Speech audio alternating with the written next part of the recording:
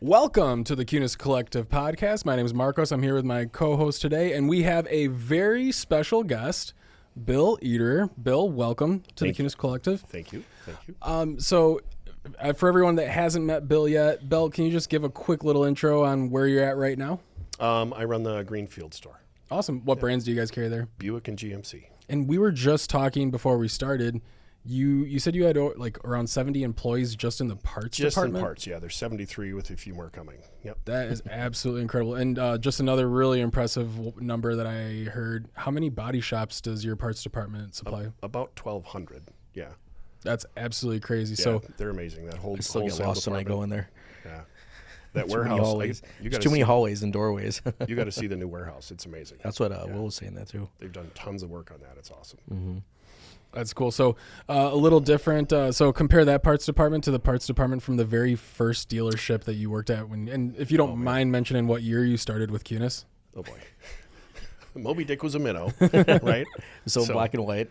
I started before Greg bought the store, so I started my career 30 years ago, December 5th, 1995. Wow, that's awesome. Yeah. Dane Anderson actually hired me. Thanks, Dane. Shout out, Dane. Well, that's awesome. Yep. And here we are. So I got to imagine the car business has treated you pretty decent, as I would say. it has both of us. Mm-hmm. So hoping we could kind of just ask you a few questions about it. Yeah. All right. So, Bill, anyone who knows you or has seen you work, they know you have incredible work ethic. Looking back to your life before the car business, what was the toughest job you ever had that kind of prepared you for day-to-day grind? Oh, man. As a kid growing up in farm community, picking rocks at like 11, 12 years old is one of the worst things you can do. So you were actually happy when you got to go in 120-degree haymow and stack hay bales, because that was actually a little bit more fun. But, that's stuff that just had to get done, and that was working with one of my friend's dads and them, and we were the youngest, so we got stuck with really menial jobs. So could we relate that to maybe currently now a salesperson making their phone calls? Or what would you like? What would you say is like in the car business? What's the picking rocks of the car business? Picking rocks would be scraping snow. Scraping snow? Yes. Got it. Yep. Nobody wants to do it. Nope, not that fun. Has to get done. That makes the field look better and saves your tractors and farm equipment when the rocks are gone. I still think we should outsource it. Yeah, I know. But yeah, I had a song that I sing every time, and it keeps going up by year, and it's like 30 years of scraping snow. It still blows. But it has to get done. That it does. So yeah, picking rocks, I think a lot of people in the Midwest can relate to that. In today's world, I see a lot of kids running around their little side-by-side grabbing rocks. You didn't get to run around your little side-by-side, did you? Nope. Old tractor. Yep. It's kind of fun. Still fun. All right. So we do have some quotes. Okay. And I'm not going to, this is something we want to continue doing in the future. So we're not going to like blast anybody's name to encourage people to do. Fair. But I didn't have to throw out any bad ones. Just, okay. So when I want the answer I want, I go to the other guy. When I need the right answer, I go to Bill. Oh, that's cool. Yeah. That was by one of your salespeople. Have you ever seen, so Bill, you've seen every market cycle imaginable, right? Through the last 30 years. What is like one thing that you've stayed true to, stayed consistent to, that kind of has like helped you succeed, whether the times have been good or times have been bad? Customer service, right? Like Greg always used to say in the beginning, make a friend, not just a sale. And he talked about that tree, right? Each branch, that potential customer, you don't know how big that could get. And I've got customers that have been buying from me since 97, 98, and you just have to treat people right. You actually make that friend, and a lot of these people I actually consider friends. And it doesn't matter which one of our stores I've been at, they call me, we take care of it, and we're still doing it. And the referrals from that is insane, Yeah, there's people that'll track you down that if you're at a previous store, they'll come to your store because they still want to work with you. 100%. I mean, that speaks volumes, Yeah, 100%. There's a family that started buying from Greg in 1978, right? And the guy that started, he still comes to our Christmas parties. He was just there. Oh, really? Yeah, and now, like, I've helped them for probably 25 years, his son just texted me another lead yesterday, and the guy called me up. His brother does, his brother's son. It's just, it keeps going like that, right? But it just treat people the right way, whether it's employees or customers. Yep. Actually care. So I'm going to ask Sandy a question to kind of like give you a opportunity to drink some water and whatnot. This is where the spoon deals come in. Right. But Sandy, since I know you have a lot of customers that kind of fit that bill. What do you like? What happened? Like, my question, I suppose, would be like, how do you set yourself up for that? Right? Like, how do you set yourself up? So obviously, good for like the service. repeat business and all that. I mean, Yeah. It's like what Bill said. You're what Greg says. You literally make a friend. People can buy a car anywhere. You can, and a lot of days now, especially more than ever, it almost feels like the customer doesn't want to build they just want to buy a car and get out. Yeah. But you can always break down barriers, you can break down walls and everything like that. Once they see that you're a human, like, hey, I'm not a salesman, like, I'm Eddie, I'm Bill, I'm Marcos, you know what I mean? For sure. And, you give them, it's all about the experience, be fair with the numbers, be transparent as much as you can. But, if you give them that experience, they'll remember that. A lot of times I'll have customers that'll come in and they bought vehicles from other dealerships, and it's like, oh, I bought a car from, I don't remember who he was. He sat in that desk. Well, that wasn't an experience. I was just a sales guy, right? But a lot of people that come in and they only ask for me. I've actually seen a customer the other day. He walked in, and one of the newer guys, hey, can I help you? And my customer was like, nope. He looked right at me. And it's people that only work with Bill. Yep. I'll have people that and I've when I worked for Bill, like, he says, hey, I'm gonna have you work this deal on this guy. He's looking at a truck, and the guy still didn't want to talk to me. Like, right. Only time I talked to the guy was when I was putting plates on. But that's a lot, because if you're a customer and you walk in and you can have someone like, that's my car guy, that's my car girl, that's gold, man. Like, that's huge, and people don't realize that. And we all want that when we're shopping too. Makes right? it easier. You always don't have a go-to person. Yeah. And I've seen it where people come in and they know Pete, they know you, they know Greg or Danny. It's like, it makes that deal so much smoother. Yeah. Because customers will upsell themselves, because they start to trust you. Yeah. Trust is a very taboo word in this industry, but you know. Well, and it's probably safe to say, like you mentioned, a lot of people want it. Like it seems like people want in and out service, but it's probably safe to say that they just have their guard up. And if you make friends with them, they're probably not. They don't actually want the in and out service. They really do want you to go over the vehicle with you. They really do want the warranties explained. But they're cautious. Yeah, it's a safety mechanism. It's like, no, I want to buy a car and get out of here, because they just feel like the more that that's like when they say, I'm just looking. Okay, I know. Yeah, there's just slow it down. Like, it's just a reflex. I've talked in meetings forever. Like, how many times have you walked in to say Best Buy, and somebody comes up, I'm just looking, and then you're like, oh crap, I need to ask questions. Like, I don't know what this does or that does, and I've done it myself. It's a reflex. Absolutely. All right, so next question. This one revolves around fairness. So you, Bill, both of I have worked for you. You are known for being incredibly fair to guests and staff. So when you have two salespeople that firmly believe that they have the right to take care of a guest, what's the Bill way of deciding who is going to take care of the customer? Oh, it's a loaded question. that is a loaded question. The one thing I always try to do is get both sides of the story first. Okay. Right. Yeah. So the first thing is make sure the customer's taken care of.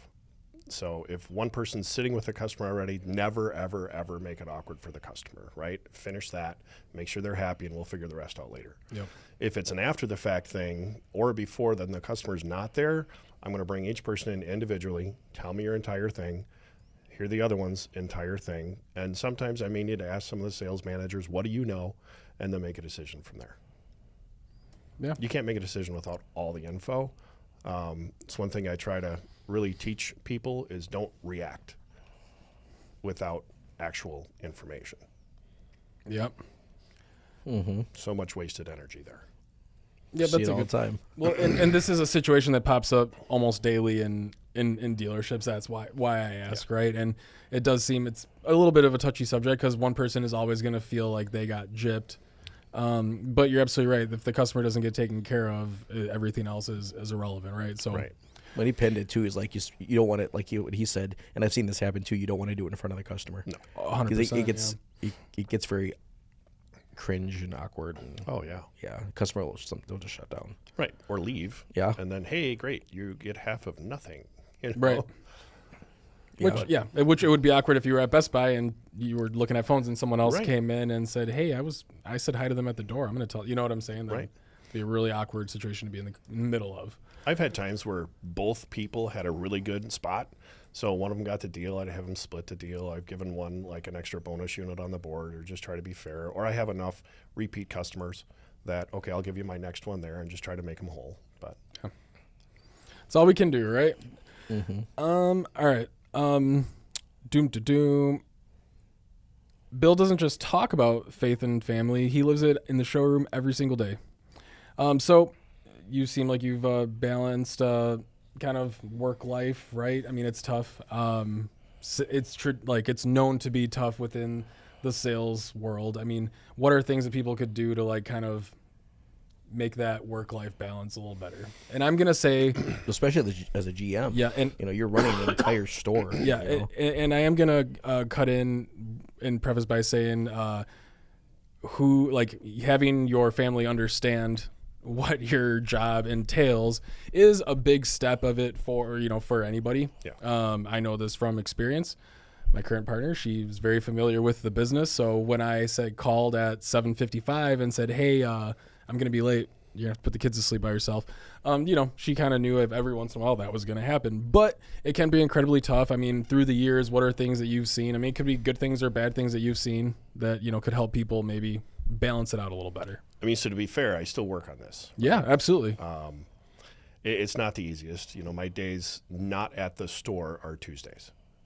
But, I think my wife, usually it takes a couple years for your partner to really understand the business if they're not in the business, and they see the benefits and rewards and all that stuff. So that makes it easier. But, I mean, my phone still goes off. I'm usually probably on it anywhere from 1 to 4 or 5 hours on a Tuesday, back and forth. A lot of us checking emails, a lot of us doing that, answering questions. When I'm hanging out with my daughters, my 23-year-old is now married in Mississippi. My 18-year-old's up at UW-Madison. So when I'm hanging out with her, which is not as much as it used to be since she's in college, if it's during the week, I'll get to, "Dad, get off your phone. Dad, get off your phone." So it's almost like an addiction, right? That, we do this because we love it. Like, I was talking with Brian over at Oak Creek. We're both kind of the same. It's like, it's not I have to go to work. It's I get to, right? Like, I want to make that store better. I want to make the people I work with better. I want to be the one to answer the questions or help out if I need to. I still struggle, like I said, with a good balance, but it is getting better. So just being conscious of the fact that we are being ourselves, right? That we're texting our customer back during dinner, that we're whatever. Just being conscious of that and trying to work on it. But yeah, I mean, there's with any job, if you're really into it and you really want to excel, you're gonna have to make some type of sacrifices somewhere, right? During dinner, though, I have come to the point if I'm home with dinner, I put the phone down. But So you did mention, though, it is kind of addicting a little bit, right? Like today is the last day of the month, right? We all or tomorrow, whatever. So with us. That's why we're doing this super early morning because everyone's got to get to work. I'm off to Madison RV show today. But Megan asked me so currently my job is in marketing, so we don't have we have end of the month deadlines and whatever, but it's not like it's different from being one away from your bonus or whatever. She's like, and she asked me this morning, she's like, "Do you miss that?" I'm like, 100% I miss that. Because it's the adrenaline. It's if I either do it because I did it or I don't do it because I suck. And you at least, that's how I saw it. At least we have a lot of support throughout the dealership, but when you do it, it feels great, right? Like it's a huge sense of accomplishment because 1 out of 5 people is going to say yes. So I have to use my skills to up those odds and whatnot. So there's something addicting about the car business. Yeah. Well, that's like, it's like, because I'm going on year 19 now and I question myself every day. Rookie. That's what I was going to ask. Like, what keeps you going? What keeps you in the business? Especially, I've seen over the years, I've seen GMs that became sales managers. I've seen sales managers that became salespeople. It's like, what keeps you going? What makes you want to take on that huge workload? You know what I mean? Because anybody, especially or I've seen people get out of the business completely. It's like, what? People do it after 5 years, after 10 years, after 20. 20 years, I'm going to retire from the business, but I'll probably still do it. You've been saying that for I know, right? When I hit 15, you know, when I hit 17. yeah, right. But like, what keeps you in it? Like, because this business is bonkers. You know, how do you, like, what's your why? I mean, for me now, it's people, right? I love, one of my favorite things is watching people that maybe I've hopefully had a little bit of hand in their life, watching them succeed. Yeah. Like, I just love that, right? There's quite a few people that, and even if it's not in this business, right? There's people that I've worked with and, you know, they kind of like this, but you could tell it wasn't really their passion, you know? And like, okay, well, what is your passion? Why don't you pursue that? Not to discourage them from this, but, you know, what's going to make them the happiest in life, right? You know, there's a guy that really wanted to be a firefighter, and I was one of many voices, I'm sure, that said, do that, you know, and he's loving it. Now he's fighting wildfires out in Colorado. That's Eric, right? That is, yeah. yeah. But stuff like that, I really get excited about, right? I love when I see a salesperson or that manager flip the switch, right? When they go from, okay, I kind of get it, and I'm doing this because you're telling me to I have that pride in the end of the month, right? Or I have that pride during that this is really up to me. When people stop going, well, I didn't succeed because of that or that or that.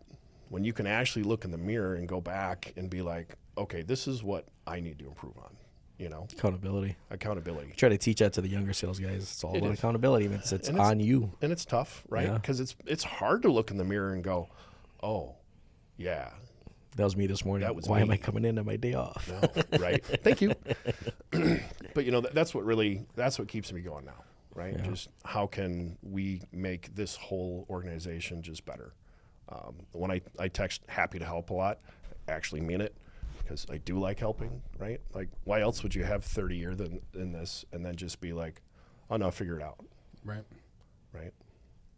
That's cool. Yeah. So, yeah, it's definitely, I'm sure you have a huge sense of accomplishment then when, I mean, somebody isn't like how long, you know, let's say, for example, it might take them a day worth of researching different things, calling different people to get answers and opinions where they could just call you and you went through it 50 times already. So you can just save them a day's worth of work and they can use that time doing other stuff. Right. And whether that's other stores, because I help some of the GM stores with questions. And then I learn a lot from those guys too. Right. So it's always learning, but yeah, helping is kind of fun. So how have you liked working in a Metro store now? We call it Metro stores. Obviously, it's not like the stores out here where it's farm town, but, you know, I work down the street at, you know, Toyota dealership down the street from the Greenfield store, but how is that buzz? I mean, it is different. It's different, right? So, I mean, if you go back to I grew up in a town of 103 people, right? What's your hometown? Lime Ridge, Wisconsin. It's up by the Dells. Okay. So it's up to 142. Oh. Yeah. Woohoo. And it's funny, my wife grew up 5 minutes from the Greenfield store, right? Her mom still lives there. We go to church there, like 5 minutes away from the store. And we've completely switched roles. So now we live in Elkhorn, and she loves being out here, and I love working in the city.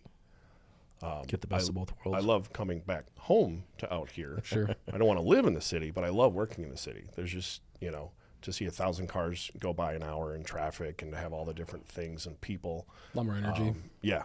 Just environmental energy. Is. Yeah, completely different. But the customers are a little different too, right? Not in a bad way, but a lot of our country stores, you're going to see your customers at, you know, Quick Trip and the grocery store and stuff. So they might not be as quick to just immediately jump on a keyboard and go, why didn't you guys help? Well, you didn't even call. Just call. We'll help, you know. So getting used to that a little bit. But, yeah, I like the energy. It's fun. The potential is insane. That's a big store. Yeah. Yeah. So where is that new – so is the parts department now in a separate building, or how does that work? So retail parts is in our same spot, but yes, the wholesale parts department, we've got a 90,000 square foot warehouse where we've got 45 completely set up for us, Geneva 10s on the other half for now. And that's just down the road, right? Yeah, it's in New Berlin, so it's depending on how many lights you get, it's like 12 to 15 minutes away. No, okay, nice. Yeah, Will was telling me that he saw it. He's like, it was pretty impressive. Yeah, it's very impressive. Usually when I have a video that I show people, and they'll go like, oh, you know. So what are the plans then for essentially what's now a vacated area back there? that I still get lost in every time I go there.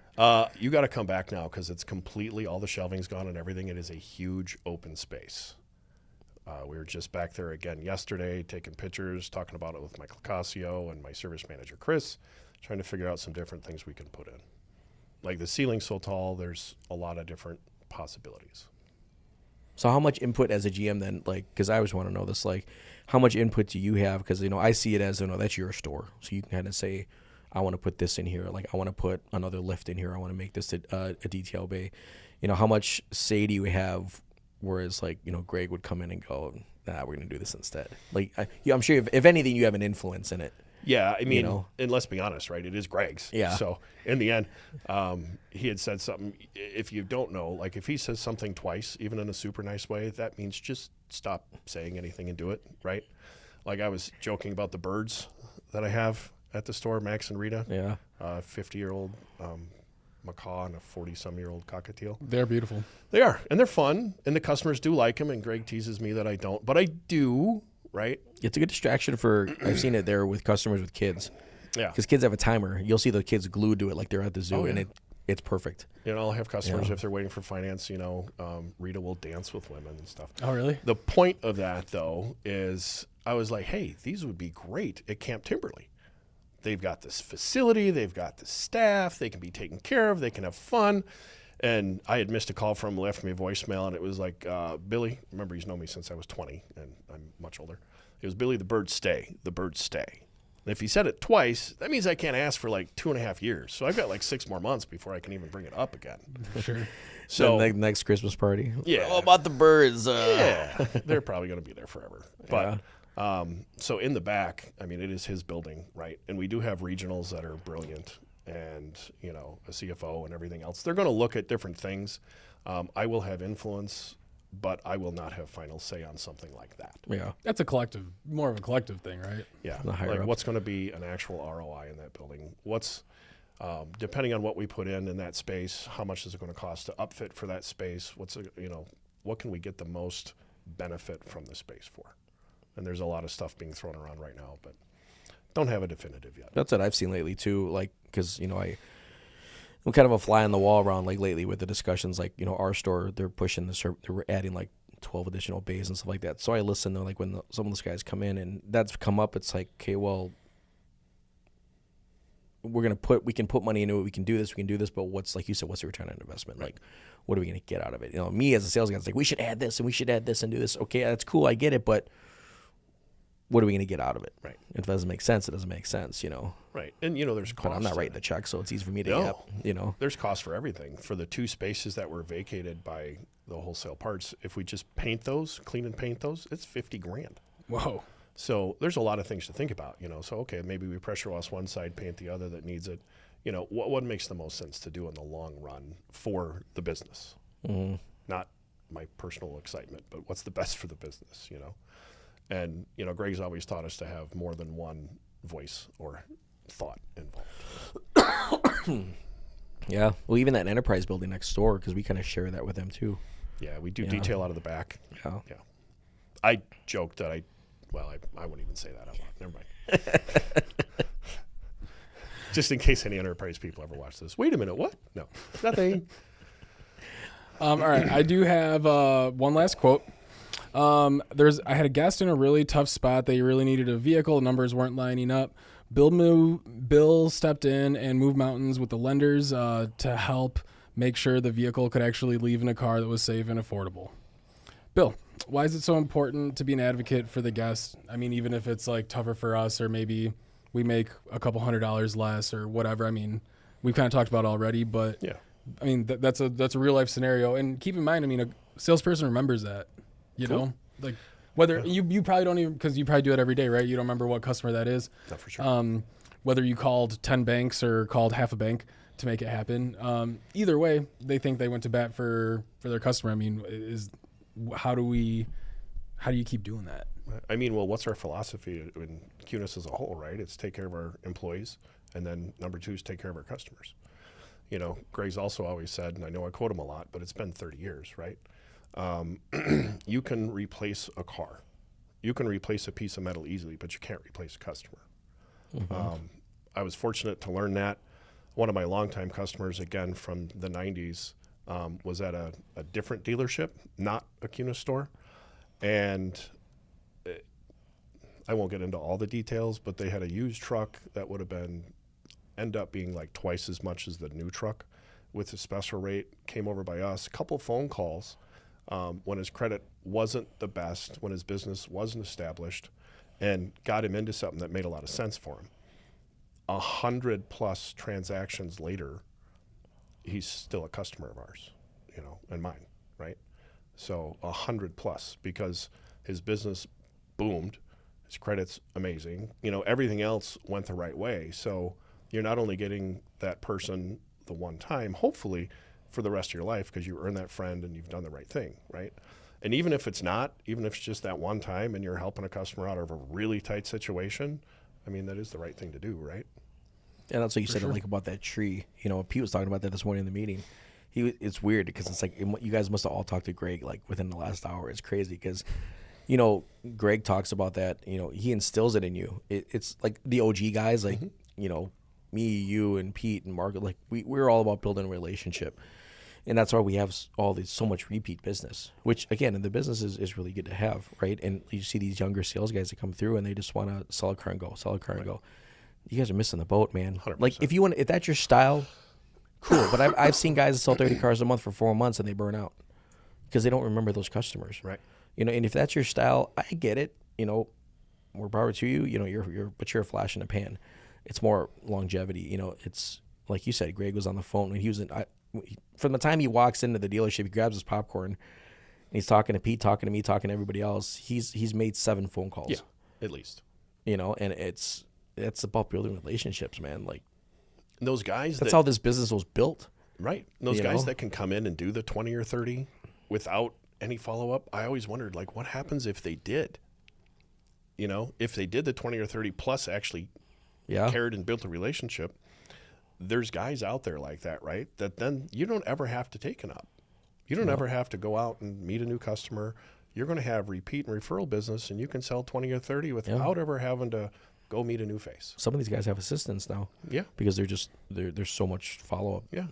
And social media is huge, but I don't know. It really goes back, just be genuine, right? Yeah. Which is like foreign in this business, It is. To some people.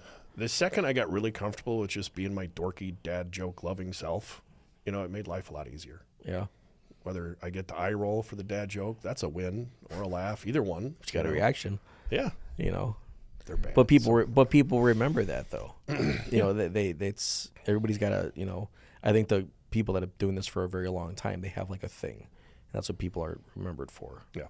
Every once in a while it'll backfire. I remember in Elkhorn, I went out and there was an older woman there and they were talking about dogs, and I had I don't even remember what it was, but it was a dad joke that just fell flat. Like she looked at me like I was the dumbest person she ever talked to.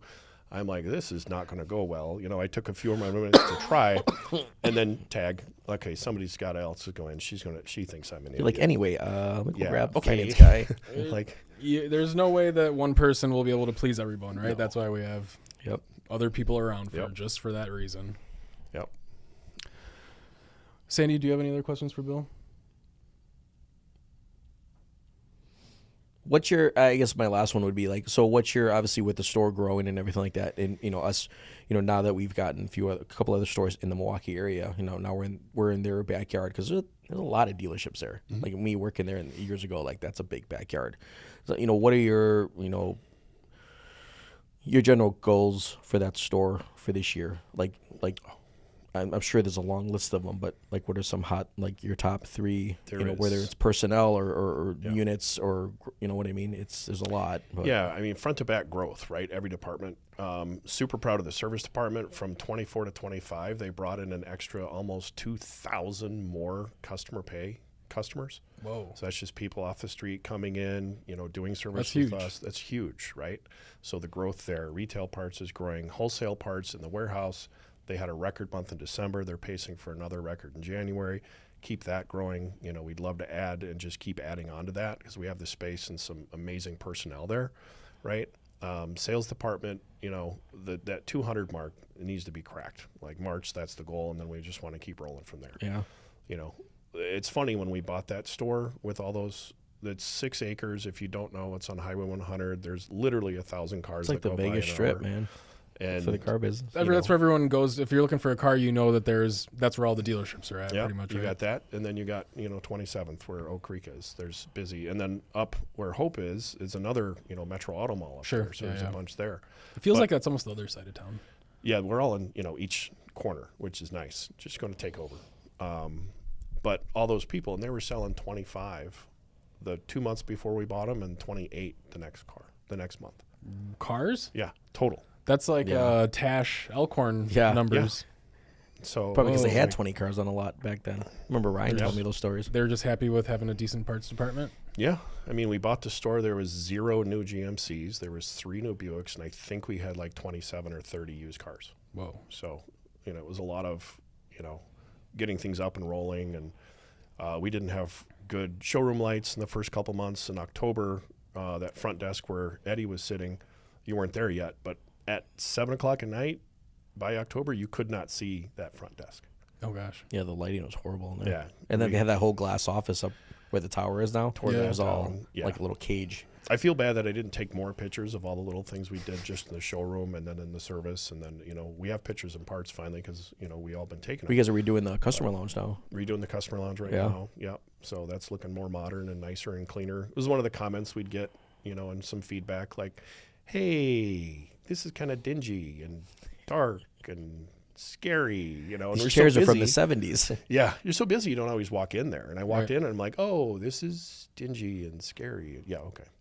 So stuff like that. So how do you, I guess one more, I always say one more, but, being in that, and, Highway 100 is like that, I call it like the Vegas Strip of the dealers, and it's, I know the sales guys that work there, they haven't worked at the stores out here where it's a lot different. So how do you instill it in them where it's like, hey guys, like what I used to tell them, it's like, you don't realize the privilege and the opportunity you have of working in such a busy, high traffic area as opposed to out here. Like if somebody comes to my store, they're not just, oh, we were just driving by. You're not. Where'd you come from? Oh, we came from Racine. You're not driving by. Right. People on Highway 100 will literally, I've seen people that get off the bus. I was like, yeah, I'm here to buy a car. So like, how do you try to instill that in the salespeople? Be like, to really get them to see that vision. You know what I mean? I mean, that's, a battle, something Yeah. that you talk about all the time, right? We did have a guy come in, one of those guys that would just hit 30 cars and not really take care of the people. Wasn't really a great fit for the store overall, but it did help wake up some, especially the younger guys, that, that's all from lot traffic, right? Because he's not making the calls he's supposed to. Didn't and have everything repeat else. business. Didn't have It was repeat all business. raw material. It was just flat hustle, right? Mhm. So it goes back to that looking in the mirror of whatever you want to do, it really is your choice. Right? Especially with these, because it's like everybody we hire, it's like younger and younger. Most of we got half our floor is like 20 to 22. So you try to like mold them and guide them when they're young so they don't make the mistakes that we did. I mean, I started when I was 26, right? And I was the one that was goofing off and showing up to work late the next day, like hair all crazy from the nightclub the night before. But you try to instill it in these guys, and it's like, we're trying to mold you so you can be double successful where we were 20 years ago. Yeah. And that's what, you keep talking to meetings, you keep doing one-on-ones, and like I said, you wait for that switch to go off. You know?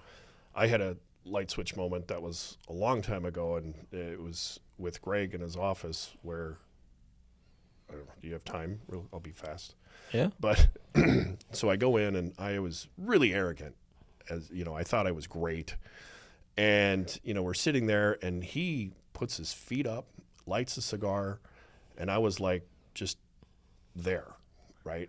And he's like, look, you can go be great at computers or bagging groceries or whatever it is, but you need to put in the effort, and it's your choice to be great, not just, think you're great and not actually do any work, right? And it kept going like that, and I was like, wow. I felt really dismissed, and, the first day I'm like angry, right? I'm like, I'm way better than this, and blah, blah, blah. And the second day I was like a little hurt by it, because I'm like, wow, bagging groceries, right? I don't even know if he remembers this. By day 3, I'm like, started to look in the mirror. I'm like, oh, okay, well, how many times did I not make a phone call that I knew I was supposed to make? How many times did I not go talk to that customer that I really could have, but made some excuse not to? How many times did I not follow up when I was supposed to follow up, right? So I was like, okay, I'm good when the customer's in front of me, but am I doing everything I'm supposed to do to actually be successful? Or am I one of those that thinks I'm doing everything and then complains to everybody else that That's me right it's now. somebody else's fault and not mine? That's like me right now. Yeah. But I'm really grateful for that conversation now. Like, first day I was not. Second day, no. Third day, okay. You know, but that was a very pivotal moment where my light switch kind of went, okay. That's tough love. Yeah. And tough love's okay. It's humble. is. It's being humbled. Life isn't rainbows and butterflies, right? No. Tough And love's good. definitely needed humbled a few times in my life. If you see a salesperson not making their phone calls, shame them. It depends. We've all got Nothing different wrong with styles, right? Yeah. Yeah. I get shamed. Like Pete would tell me, it's like time to time. It's like, you preach this and you preach this, but are you truly? Can you look at yourself in the mirror and say that you're truly doing everything you can? I'll be like, no. Yeah. You know, People don't like to hear that. and we've all got different management styles. You know, some people say I don't yell enough. Sure. Which is probably true. I have a feeling that might be true. Right, Eddie? Yeah. Yell at me. I'm like, okay. One about day a I yelled hug? at him. He's like, oh. Yeah. I didn't know you had it. He called me off guard. I'm like, yeah. Let's do this. So, yeah. Yeah. Well, Bill, I appreciate you hanging out with us. And hopefully in a year we can have you back on and we can kind of see where your store's at. But it seems like it's been on the up and up since you took over. And nothing but awesome and exciting things happening for you. So Absolutely. we appreciate you. Hey, thanks for having me. This was fun. Everyone, have a fantastic rest of your week. We'll see you next time. See you. And cut. Sweet. Awesome. That was great. I appreciate you. Yeah, absolutely. Thank you very much. That's good.